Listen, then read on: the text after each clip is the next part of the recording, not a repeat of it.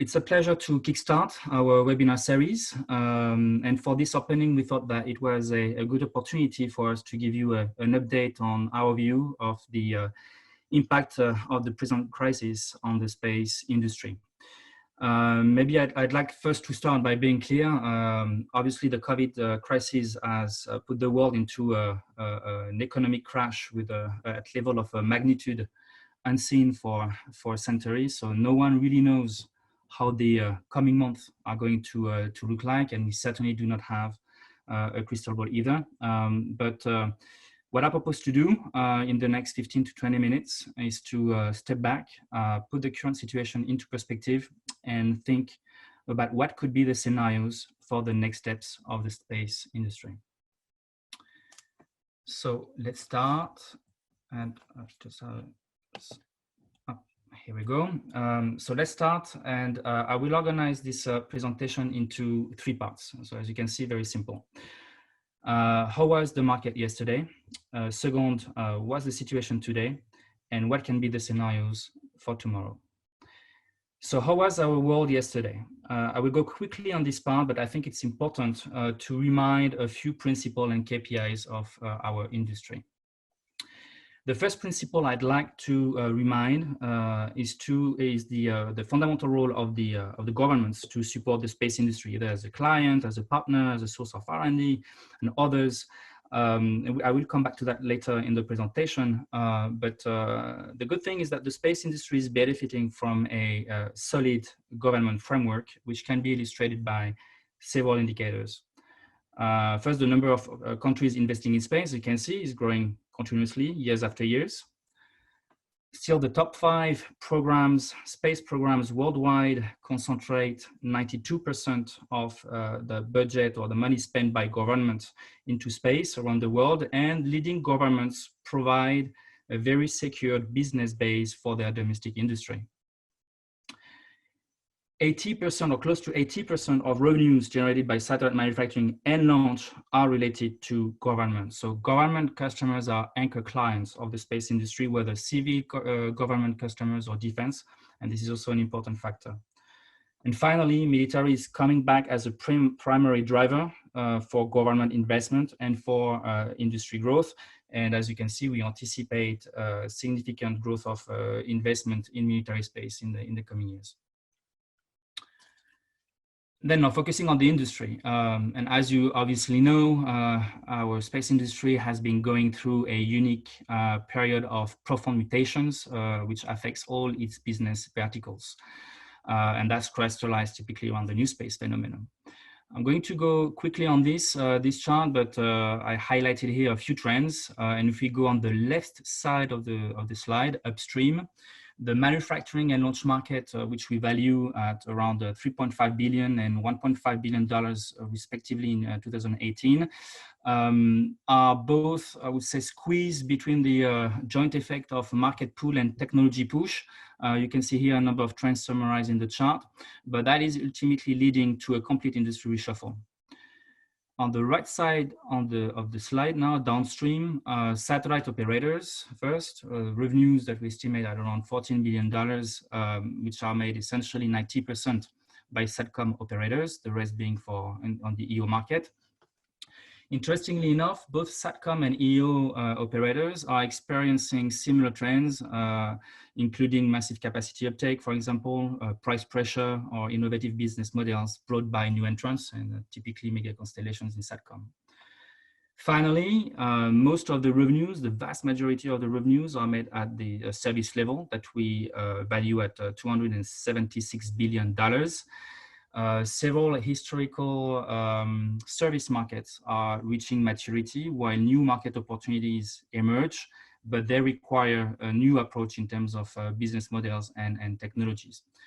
Typically, the shift from broadcast to broadband in the SATCOM market is illustrative of these market swings. Finally, on this part, how did we see the future market trends back in December 2019? I thought it was interesting to come back to some of our previous forecast. And obviously, the new space environment impacted the KPIs of the industry. First, we anticipated close to 10,000 small satellites to be launched in the coming decades, so whether commercial or government small sats. This growth was expected to be essentially largely influenced by the launch of 3 mega constellations, Kuiper, Starlink or OneWeb, but not only. Meanwhile, the commercial geo market has been affected by the market shifts I've just discussed before in the previous slide, and that resulted in a declining orders years after years. The question was whether the market was in a low cycle or in a structural decline. However, still, the geo market remains a very important and key market for satellite manufacturers in terms of revenues, as you can see, even though the overall share is expected to decline over time. So to conclude on this part here, what we can say is that the space industry was in a period of a strong mutation, business uncertainty, and the years 2020, 2021 were supposed to be the kind of moment of truth in the industry, the kind of years where a number of concepts and projects were supposed to happen, basically, and to be launched, and this is where the COVID crisis happened. So what is our world today? Starting with the overall situation, well, we've seen in the last 3 months the world economy falling out due to the lockdown of 4 billion people around the world, and you can see here a number of key facts and figures about what has become the largest recession in the history. I'm not going to go into the details. I'm just going to highlight a few points. Maybe the first one, the IMF forecasts the world GDP to decrease between 3 to 6%, depending on the scenarios.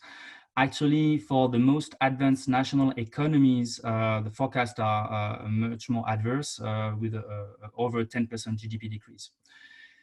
Governments have reacted promptly by adopting very large stimulus packages to respond to the economic fallout. So that we have seen a number of plans adopted in the US or in the EU, multi-trillion-dollar plans.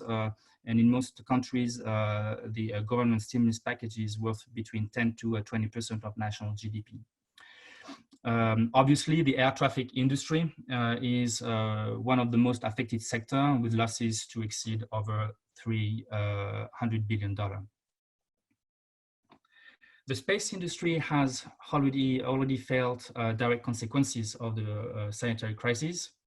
But first, if we look at the space activity, or the activity of the space industry from January to end of April, we can see, yes, I would say negative impact on both orders or launches, but this impact has remained moderate. You can see here the number of orders by number of operators ordering, whether government or commercial, for both geo and non-geo, as well as the number of launches that we've seen in 2019 and 2020 in the same period. Basically, regarding launches, the slowdown has been essentially observed during the month of April, with a reduction rate of around 50%. And we counted 8 to 10 launches delayed specifically, or to be delayed specifically related to COVID. The publicly traded space companies have been seriously hit on the stock market over the last weeks, especially the prime manufacturers with legacy aeronautics business, obviously. But the economic impact of the coronavirus also dragged down the stock price of all major satellite operators. And finally, COVID-19 has already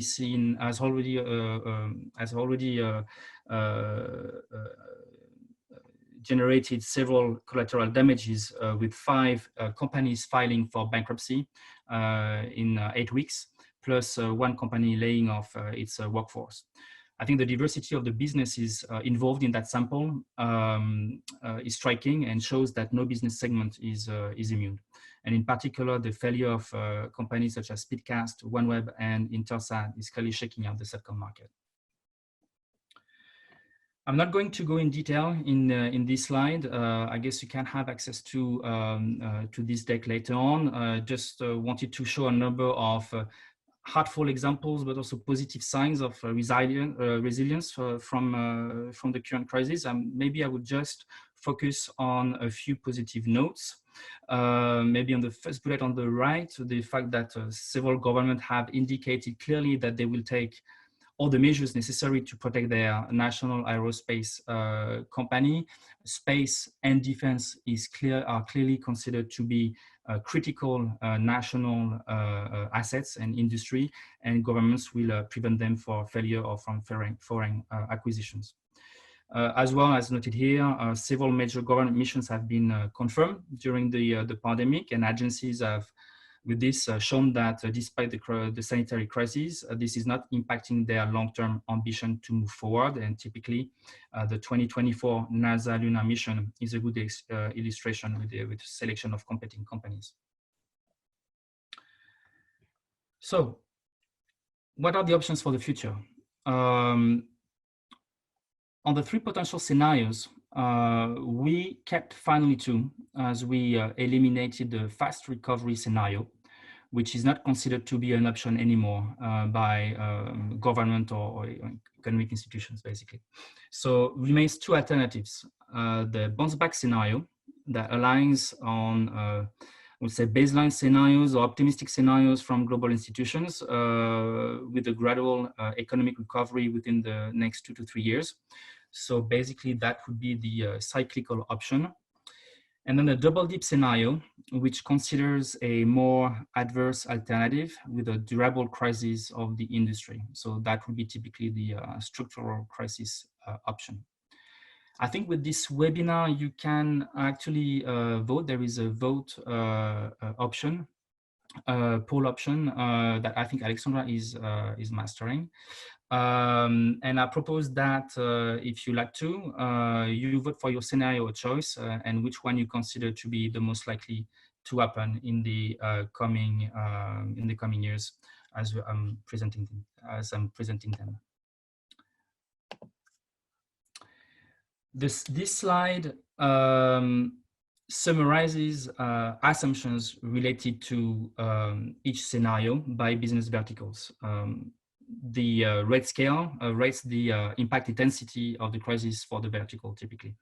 So that's a potentially long slide to go through.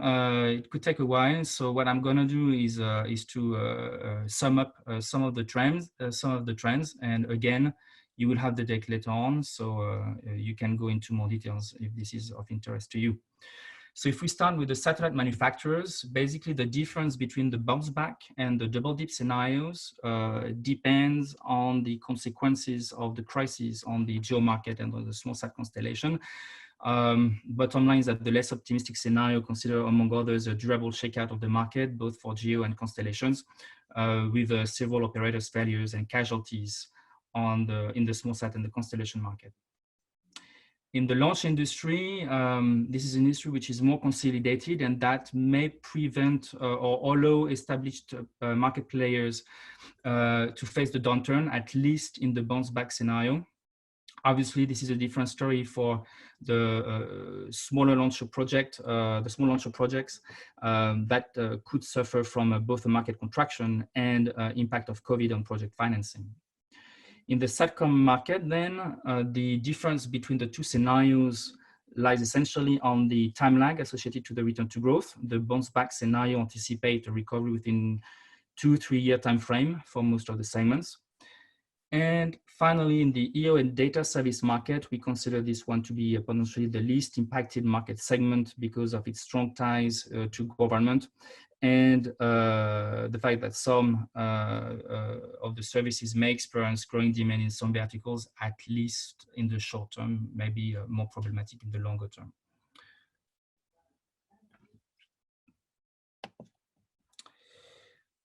We tried in the next slide to highlight the risk exposure of business verticals.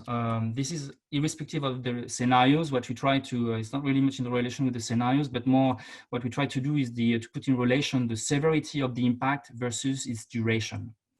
So most exposed verticals are highlighted in the top right corner, and they include essentially the upstream segments of the industry that are the most commercially driven with highest risks of financing, so typically related to small sats and constellations, as well as those segments that are directly doing business with the sectors that are the most impacted by COVID, typically maritime and aero connectivity.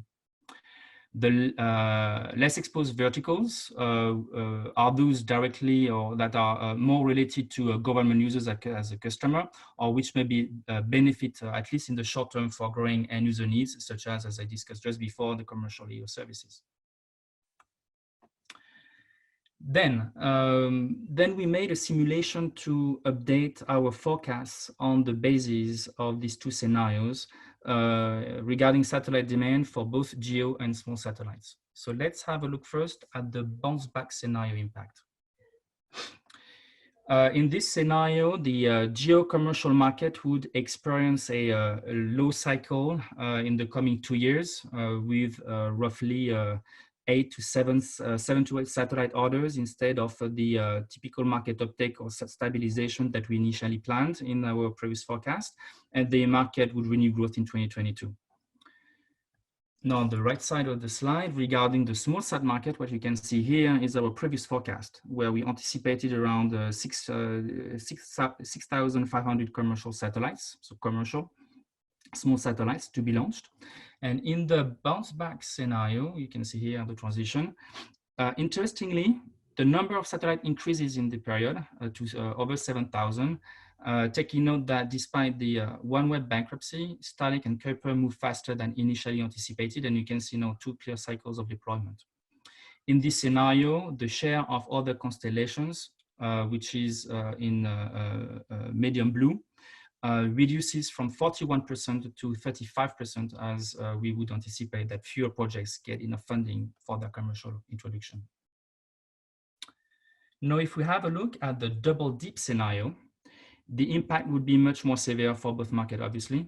Starting on the left side of the slide, the geo market would basically hit a historical low level in the coming 3 years due to a severe reorganization of the industry with typically bankruptcies, M&As, consolidations, or fleet rationalization, and so forth. On the right side of the slide, in the small sat market, the adverse scenario would consider a 20% decrease versus our previous forecast in 2019, with an impact on the mega constellation market. Typically, here only one would remain at the end of the decade, and a large number of casualties as well in the small sat project. So obviously, this is a adverse or pessimistic scenario. So to conclude, what are our key takeaways from this? First, I would say that the current pandemic crisis accelerates pre-existing trends in the space industry. It's not only true for the space industry, it's true in the global economy, but this is as well the case in our business. Recent market failures have concerned companies already in a fragile situation, and that should be true as well in the near future. Second, leaders will likely emerge strengthened, while the entry ticket will be tough to win for the contenders. Whether we are speaking about industry players or about space nations, leaders will come stronger out of the crisis and will likely reinforce their dominant position. Government play a pivotal role in the crisis exit strategy of industry players. At the time of crisis, obviously, the industry always come back to basics and fundamental principles. And whether we are speaking about existing market players or newcomers, having a government as an anchor client or a partner will be key for success. And finally, will the space industry reshape into a kind of a new space age? So that would be my last words. Typically, the last 10 years have been the decade of new space. The COVID crisis, which again, we certainly don't know what would be the full global consequences, but it will likely accelerate the industry transformation.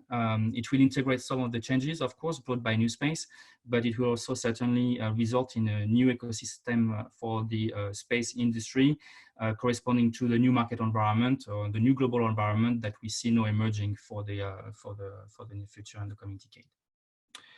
So with this, I thank you very much for your attention, and I look forward to the Q&A. Thank you very much. Thank you, Steve, for your presentation. As mentioned earlier, now is the time to submit your questions with us if you have not done so already using the Q&A button below your screen. In the meantime, actually, Steve, I want to kickstart by just communicating a bit the results of our poll regarding what is the most likely scenario to happen. So far, about 65% of our attendees have replied, and the winner is the bounce back scenario with 61%, and a double dip scenario with 39% in the voting round. So two things, 60, so it's good, people are optimistic, which I think is a good thing. That would be a late recovery, which is, again, that's aligned with most economic provisions. But still 35%, considering that, because the adverse scenario it's quite a hard one. So it's still interesting that 35% of the people attending consider that it's more a structural change for the industry or a longer crisis expectations. So we'll see, but interesting result. Thank you so much for that insight. And now just to come back to a few questions from the audience. So with regards to your presentation, one of the questions coming in is related to Newspace ventures. How do you see investment in Newspace ventures going forward from this point onward? So if I remember the last numbers, I think over the last 10 years, around $25 billion have been put in new space financing. Basically, I think around 20% of that was still related to SpaceX or OneWeb, but still it's quite significant. Obviously, it's a tough financial environment, so it's going to be tougher for any venture to get financing. We will likely see a more selective approach from investors, but maybe as well more qualitative investments. So maybe less in quantity, but more in quality as the business case. As I suppose that investors will look at qualitative business case with a strong, again, anchor client, and typically having either an anchor client, disruptive or proven disruptive offering, and potentially serving as well the government as a baseline would be security. So I would say not impossible, but I would say in the very short term it's gonna be difficult to raise money in the very short term. But I would expect less quantity but better quality of investment. Thank you for that feedback, Steve. And just coming back to crisis, and the space sector has known crisis before. And here I'm thinking about the 2001 crisis and the 2008 crisis. So, and what, in your opinion, are the lessons learned from those crises that can be applied in this situation? And how is the situation different from the past two crises we've seen? That's a good one. Yeah, so for the people who have been in the industry for a while, and I started in 2001, so I remember to start exactly when there was the dot-com bubble crash, and I remember working on the forecast at that time. That was an interesting learning curve for me. How to start? I think there are fundamental two different crises, 2001, 2008. 2001 was an internal crisis of the telecom sector, so the dot-com bubble crash. Where the 2008 crisis was an external crisis due to the financial crisis and the economic crash at that time, following the subprime.